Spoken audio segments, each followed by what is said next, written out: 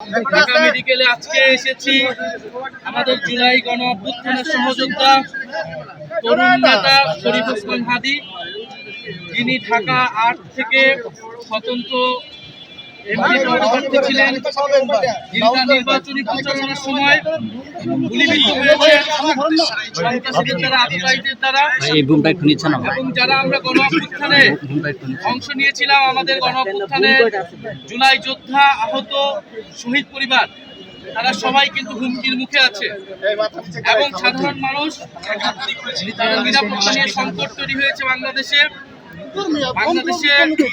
Awami League, fascist পতিত আওয়ামী লীগ একটি security threat Bangladesh রাষ্ট্রের জন্য, বাংলাদেশের জনগণের জন্য।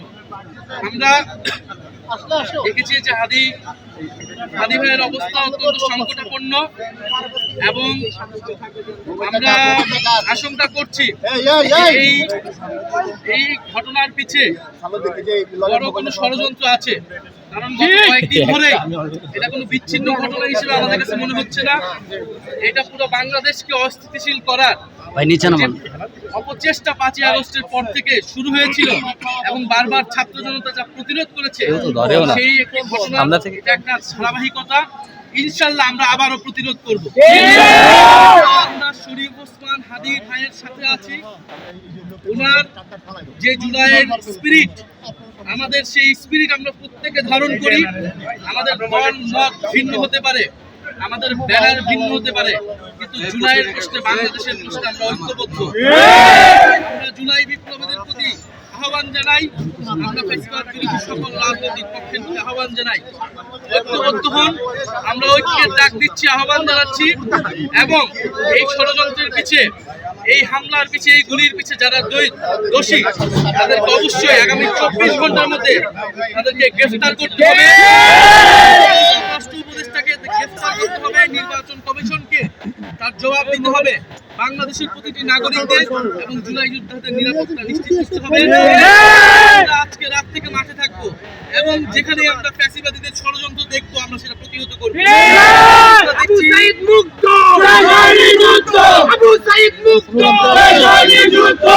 আমরা দেখছি প্রশাসনে ষড়যন্ত্র করার চেষ্টা করা হচ্ছে, আমরা দেখছি কোর্টে জয় বাংলা স্লোগান দেওয়া হচ্ছে, আমরা দেখছি বিশ্ববিদ্যালয়গুলোতে আওয়ামী লীগের টিচাররা গোপনে ষড়যন্ত্র করার চেষ্টা করতেছে, মিটিং করতেছে।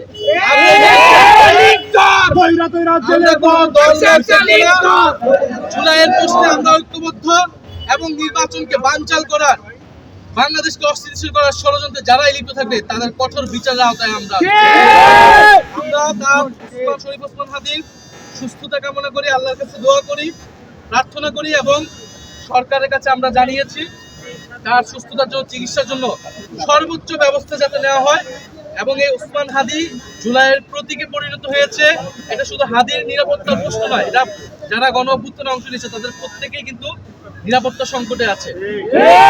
আমরা সরকারকে আহ্বান জানাবো, দ্রুত বাংলাদেশের জনগণের নিরাপত্তা প্রদান করুন এবং আমরা যারা গণ অভ্যুত্থানে ছিলাম, আমরা সকলে যাতে ঐক্যবদ্ধ।